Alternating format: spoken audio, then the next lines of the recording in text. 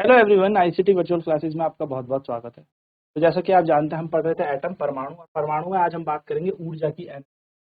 तो आप सभी जानते हैं कि हमने लास्ट की क्लास में वेलोसिटी निकाल ली थी, वेग निकाल लिया था कि वेग कितना होता है। तो वेग होता है ZE²/NH∈0, यानी कि ये हमारा वेग होता है किसी इलेक्ट्रॉन का किसी कक्षा में घूमते हुए, ये वेग है। ठीक है। अब इस वेग से अगर इलेक्ट्रॉन घूम रहा है तो इससे हमें ये पता लग जाता है कि जैसे जैसे कक्षाओं की संख्या बढ़ती जाएगी वैसे वैसे वेग कम होता जाएगा, यानी कि velocity is inversely proportional to the number of the cells. जैसे जैसे सेल की संख्या बढ़ जाएंगी वैसे वैसे वेलोसिटी जो है कम हो जाएगी, यानी कि वेग कम हो जाएगा। फिर हमने यहाँ से क्या देख लिया था, यही बात हम समझ गए थे। तो आज बात करने वाले हम एनर्जी की, यानी कि ऊर्जा क्या होने वाली है किसी इलेक्ट्रॉन की। एनर्जी, ऊर्जा। ऊर्जा पे अब हम चर्चा करेंगे कि किसी इलेक्ट्रॉन, जब कोई इलेक्ट्रॉन घूमता है तो उसकी ऊर्जा किस प्रकार। आप देखेंगे, आप सभी को पता है, जो जब इलेक्ट्रॉन घूमता है तो इलेक्ट्रॉन के पास दो तरीके की ऊर्जा होगी। तो एक, अगर मैं यहाँ पर इलेक्ट्रॉन की गतिज ऊर्जा की बात करूँ, kinetic energy of electron, kinetic energy of electron, यानी कि इलेक्ट्रॉन की गतिज ऊर्जा की अगर मैं बात करूं कि इलेक्ट्रॉन जो घूम रहा है उसकी गतिज ऊर्जा कितनी होगी, तो आप सभी जानते हैं हाफ एम वी का स्क्वायर होती है गतिज ऊर्जा। क्या होता है काइनेटिक एनर्जी। यहाँ पर करना क्या है, करना कुछ नहीं है, हम यहाँ पर वी की वैल्यू रख लेते हैं। कैसे सर, कहाँ से भी लेके आएंगे, तो जरा ध्यान से देखें। मैंने आप सभी को एक पॉस्टुलेट भी पढ़ाया था और एक चीज और बताई थी कि हमारा जो एम वी स्क्वायर है इसके बराबर है, यहाँ से हमने निकाला था एम वी। देखो ये इक्वेशन 2 से कि एम वी स्क्वायर का मान होता है ZE²/4 पाई। यहाँ पे पढ़ा था हम लोगों ने, यहाँ पे पढ़ा था ना कि जब इक्वेशन पहली और दूसरी को हमने कंपेयर किया था तो यहाँ से एम वी स्क्वायर का मान निकाला था ZE²/4 पाई ε0। इस इक्वेशन थर्ड से हम कहाँ रख देंगे, इस मान को रख देंगे। तो एम वी स्क्वायर जो था वो बराबर था ZE²/4 पाई ε0 के, और इसको उठा के हम कहाँ लगा देंगे, यहाँ। काइनेटिक एनर्जी का मान आ जाएगा गतिज ऊर्जा का हाफ, और एम की जगह क्या है, हमारा पूरा मान आ जाएगा ZE²/4 पाई ε0। तो काइनेटिक एनर्जी बन जाएगी हमारी 1/8 ZE²/8 पाई ε0। ये हमारी आ जाएगी गतिज ऊर्जा, यानी कि काइनेटिक एनर्जी। चलिए फटाफट से इसे नोट कर लेते हैं।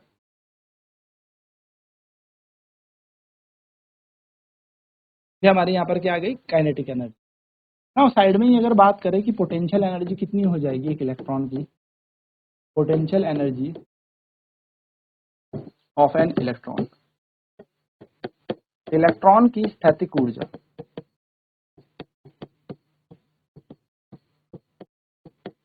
अगर हम इलेक्ट्रॉन की स्थैतिक ऊर्जा की बात करते हैं तो के बराबर हो जाता है हमारे पास, सॉरी, पोटेंशियल एनर्जी हो जाएगी U equals to -E × ZE/4 pi ε0r। आप सभी को पता है ये जो पोटेंशियल एनर्जी स्थैतिक ऊर्जा, ये न्यूक्लियस, नाभिक और घूमने वाले इलेक्ट्रॉन के बीच, उन दोनों के बीच की जो एनर्जी निकलेगी वो निकलेगी -ZE²/4 पाई ε0r। ये हमारी बन जाएगी पोटेंशियल एनर्जी, और ये बन गई हमारी काइनेटिक एनर्जी, है ना। स्थैतिक ऊर्जा बन जाएगी Q1Q2/4 पाई ε0r। अब इन दोनों समीकरण को अगर हम जोड़ दें या इक्वल कर दें तो हमें पता है टोटल एनर्जी कैसे निकाली जाती है, कुल ऊर्जा, कुल ऊर्जा कैसे निकाली जाती है। तो कुल ऊर्जा निकालने का तरीका होता है गतिज ऊर्जा प्लस स्थैतिक ऊर्जा का योग, यानी कि हम इसको एनर्जी कहते हैं, टोटल एनर्जी को ई मान लेते हैं। तो गतिज ऊर्जा हमारी क्या निकाली हमने, ZE²/8 पाई ε0, आर भी होगा यहाँ पर, ठीक है।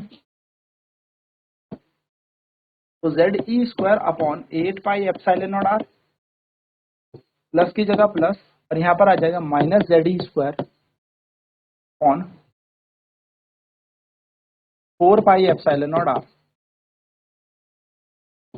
दोनों का योग निकाल लेते हैं, क्या निकलेगा, ZE²/8 पाई ε0r plus minus minus ZE²/4 पाई ε0r।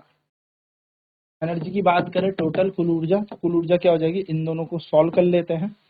ZE²/4 पाई ε0 r हमने कॉमन लिया, यहाँ बचेगा 1/2 माइनस का 1। आप गौर से देखें, 1/2 माइनस का यहाँ पर बचेगा 1। ZE² 8 4 pi epsilon not common, तो यहाँ पे 1/2 बच जाएगा क्योंकि 4 हमने कॉमन ले लिया है। ऊर्जा हमारे पास आ जाएगी ZE² upon 4 pi epsilon not, आधा में से 1 जाएगा तो माइनस का आधा बचेगा, तो एनर्जी आएगी हमारे पास minus ZE² upon 8 pi epsilon not R। सबसे कमाल वाली बात, यहाँ पर हमें ऊर्जा मिल गई। चलिए फटाफट से इन सारे फॉर्मूले को एक साथ लिख लेते हैं, जितनी भी ऊर्जा अभी हमने यहाँ पर निकाली। तो पहली ऊर्जा आपने देखी टोटल, आपने काइनेटिक एनर्जी देखी, वो थी ZE² upon 8 pi epsilon not R। आपने पोटेंशियल एनर्जी देखी तो minus ZE² upon 4 pi epsilon not R। और आपने कुल ऊर्जा देखी तो वो आपने देखी होगी minus ZE² upon 8 pi epsilon not R, है ना। यही आपने कुल ऊर्जा भी देखी। आप यहाँ से अगर इन दोनों के समीकरण को इक्वेट कर लें, इन दोनों को, तो आप देखेंगे कि भाई काइनेटिक एनर्जी जो है वो माइनस एनर्जी के बराबर है, यानी कि अगर गतिज ऊर्जा है वो माइनस ऊर्जा के बराबर है। देखो पूरा मान सेम ही तो है, लगाना है, यानी कि एनर्जी इज इक्वल्स टू, अगर आपको क्या दे रखी है, कभी आपको ऊर्जा दे रखी हो तो आप उसको माइनस करें, आपकी गतिज ऊर्जा आ जाएगी। गतिज ऊर्जा हमेशा धनात्मक होती है, ठीक है। दूसरी बात अगर हम यहाँ पे गौर से देखें, इन दोनों को कंपेयर करते हैं, तो इन दोनों को कंपेयर करके हमें क्या मिलेगा, U बराबर देखो माइनस ZE² है, आंसर है, यहाँ पर आएगा, ध्यान से देखना, माइनस एनर्जी बटा 2, और माइनस हो जाएंगे प्लस, यानी कि एनर्जी का आधा, यानी कि जो भी एनर्जी है उसका आधा करने पर हमें क्या मिलेगी, स्थैतिक ऊर्जा, यानी कि ऊर्जा बराबर आ जाएगा 2 गुना स्थैतिक ऊर्जा। यानी कि आप यहाँ से देखेंगे तो काइनेटिक एनर्जी का मान कितना है, माइनस के, यानी कि गतिज ऊर्जा जो होगी वो होगी माइनस का 2 गुना स्थैतिक ऊर्जा। ये बड़े इंपॉर्टेंट सूत्र मैंने यहाँ पे लिख दिए, याद रखिएगा। यहाँ से फॉर्मूला कैसे क्वेश्चन बनता है, आओ उस पर चर्चा करते हैं, पर पहले हम सबसे पहले क्या करेंगे,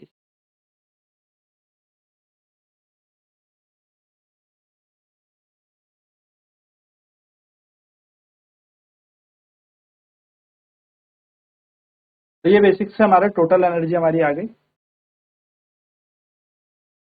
इस पे क्वेश्चन बहुत बनते हैं, बहुत इंपॉर्टेंट कॉन्सेप्ट है, ध्यान रखना, ठीक है। चलिए फटाफट से नोट कर लो।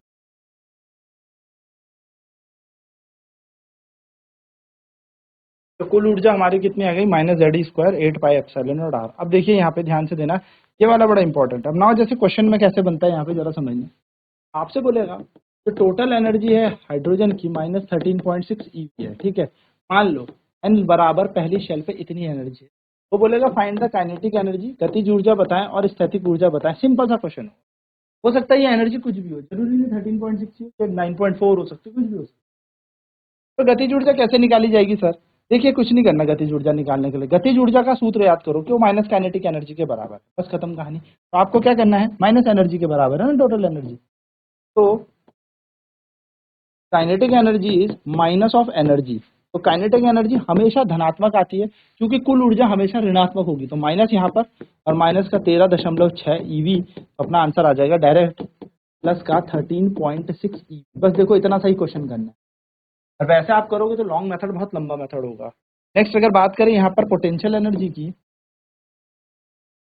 तो पोटेंशियल एनर्जी क्या होती है, देखो स्टैटिक ऊर्जा क्या होती है, स्टैटिक ऊर्जा होती है इस ऊर्जा का आधा, है ना, ऊर्जा का आधा, ऊर्जा का आधा लगा दो, ऊर्जा है माइनस 13.6 EV में, और इसका आधा कर दो, तो 2 से 12 बचा 1, 2 अठे 16, स्थैतिक ऊर्जा आ जाएगी माइनस 6.8 EV, और स्थैतिक ऊर्जा हमेशा नेगेटिव होती है। तो नोट पॉइंट यही याद रखना है आपको, kinetic energy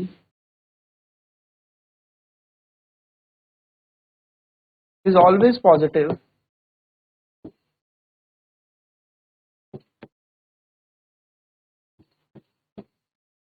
and potential energy is always negative.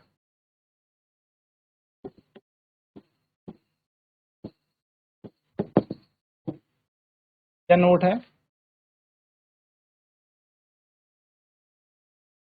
गतिज ऊर्जा हमेशा धनात्मक होती है या धनात्मक रहती है,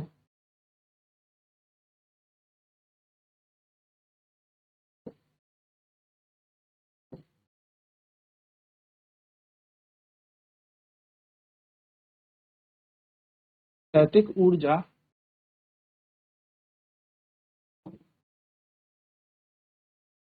हमेशा ऋणात्मक रहती है या होती है।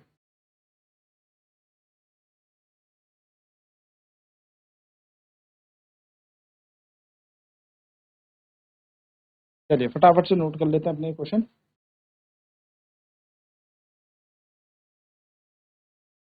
चलिए तो वापस अगर ऊर्जा की हम बात करें तो हमने देखा एनर्जी के बराबर क्या था।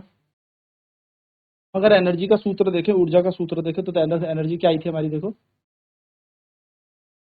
ZE² 4πε0 R भी था यहाँ पे R, ठीक है। तो माइनस ZE² 8πε0 R हमारी क्या बन गई एनर्जी हमारी, ZE का स्क्वायर ऑन 8π R, ये हमारी एनर्जी बन गई है ना, ये हमारी ऊर्जा बन गई। अब हमें यहाँ पर क्या करना है, इस पे पुट करेंगे value of R, put value of R।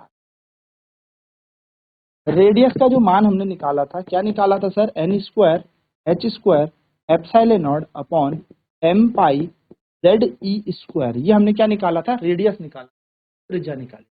इस रेडियस को यहाँ रख देते हैं। एनर्जी जो आएगी वो हमारी आ जाएगी ZE², वो भी माइनस में 8πε0। और देखो 1/r लिख सकता हूँ ना इस R को, R को मैंने अलग कर दिया। अब इस R की जगह पूरी वैल्यू लगा दो, क्या लगा दो, ये वाली value, n² H² upon m π ZE का ना। अब क्या करेंगे सर, एनर्जी को ऐसे ही रखते हैं, माइनस को ऐसे ही रखते हैं, ZE² को भी ऐसे ही रखो, 8πε0 एज इट इज ऐसे ही रखो। ये पूरा मान ऊपर चला जाएगा, m π ZE का square whole divided by n² H²ε0। क्या क्या कैंसिल हो रहा है, चलो देखें। कुछ कैंसिल होता हुआ दिख रहा है, तो पाई से पाई होता हुआ दिख रहा है, और कुछ तो नहीं हो रहा है सर। है कोई बात नहीं, ई बराबर एनर्जी बराबर माइनस Z इंटू जेड बन जाएगा Z का E² इंटू E² बन जाएगा E की पावर 4, 8 की जगह 8, एप्सिलॉन0 का स्क्वायर, n का स्क्वायर h का स्क्वायर। क्या हम इस पूरी वैल्यू को ऐसे लिख सकते हैं, E बराबर माइनस Z² E की power 4 whole divided by 8 H² epsilon, और यहाँ पे लिख देते हैं, ये बन गया हमारी एनर्जी, है ना। चलिए जल्दी से नोट कर लें।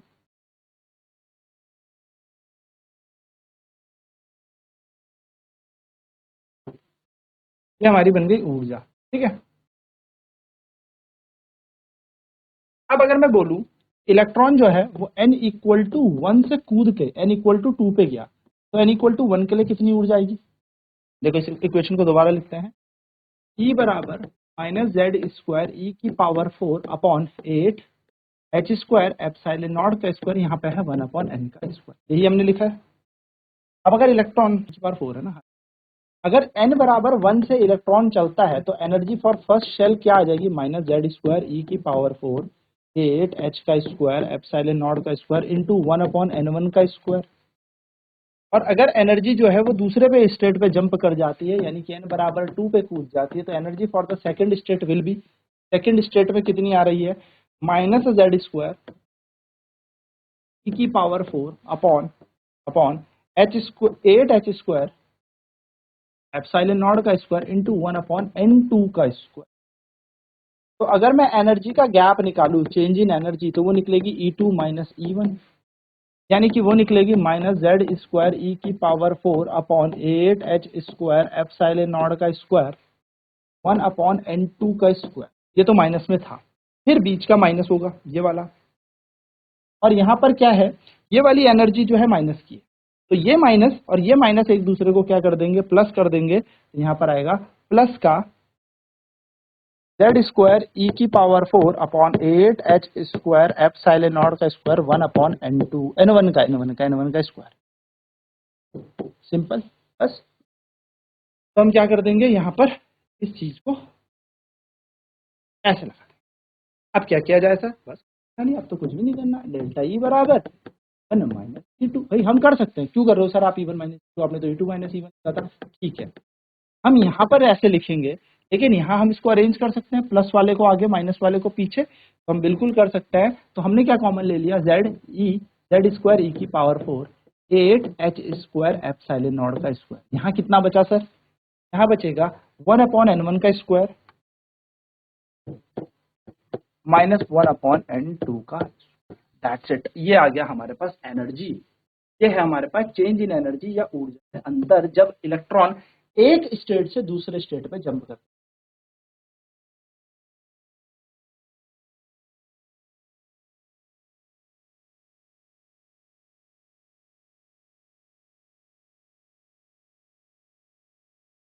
तो इलेक्ट्रॉन जब एक n बराबर पहली शेल से n बराबर दूसरी शेल पे जाए तो हमें n के मान 1 रखना है, n2 का मान 2 रखना है, खत्म कहानी, हमारी ऊर्जा आ जाएगी। तो हम डायरेक्ट एनर्जी यहाँ पर क्या कर सकते हैं, कैलकुलेट कर सकते हैं, ऊर्जा हम यहाँ पर इस तरीके से आपको एनर्जी का कैलकुलेशन ऊर्जा यहाँ आपसे पूछा, एक स्टेट से दूसरे, एक ट्रांजिशन स्टेट से दूसरे ट्रांजिशन स्टेट में इलेक्ट्रॉन जंप करके जाता है, तो एनर्जी ऐसे निकालते हैं। अगली क्लास में बात करेंगे वेवलेंथ कैसे निकाली जाए, तरंग दैर्घ्य कैसे निकाली जाए। तो आज की क्लास में इतना ही। आईसीटी वर्चुअल क्लासेस में जुड़ने के लिए बहुत बहुत धन्यवाद। आपका दिन शुभ।